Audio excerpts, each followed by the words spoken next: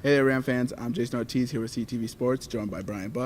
We're here at Moby Arena where the CSU men's basketball team just defeated Montana State 81-77. Yeah, the men didn't score what they usually do. We saw the first two games, 100 points, 92 points, only 81 tonight, although that's not exactly a small number. But a big part of that was their shooting percentage from three. They really struggled to get clean looks up. They were taking a lot of kind of emergency late in the shot clock three attempts, but they were still guarded pretty tight, and things weren't falling for them. They ended up shooting 6 of 30 on the night, including 4 of 17 in the first half. It's just not great numbers. They had to kind of abandon it early, a team that's done really well with the three ball. A lot of guys really weren't making them. Kendall Moore went 0 of 6.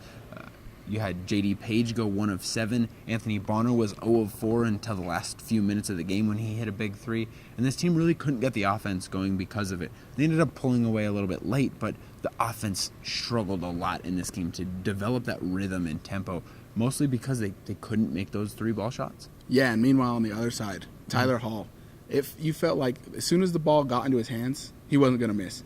He finished with 30 points, 7 of 16 from behind the three-point line. And it seemed like late in the game, like no matter where the ball was on the court, it ended back up in Tyler Hall's hands.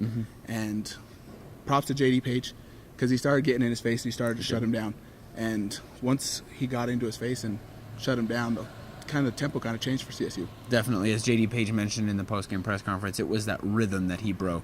He got him to dribble the ball, made him think about his shots more. He was getting him out of his rhythm shots, and that really helped the Rams' defense. A defense that didn't have a bad game, 15 turnovers from Montana State, but a team that normally turns the ball over. They just look kind of stale, not really doing anything special, not causing a lot of guys to make tough shots. There were a lot of miscommunications or guys bumping into each other that resulted in some open balls for Montana State. They made 14 threes on the game on 35 attempts. So they took a lot of balls with shots, which is good, but you know, that efficiency from Montana State was right there, and it's one of the reasons that CSU wasn't able to kind of break away in this one like they were in the last two games, is Montana State just kept finding ways to get open looks, and CSU's defense wasn't quite doing enough. There was no flash or anything. You know, the past two games we've seen a bunch of turnovers, a bunch of transition buckets, you know, a bunch of big plays that the defense has caused.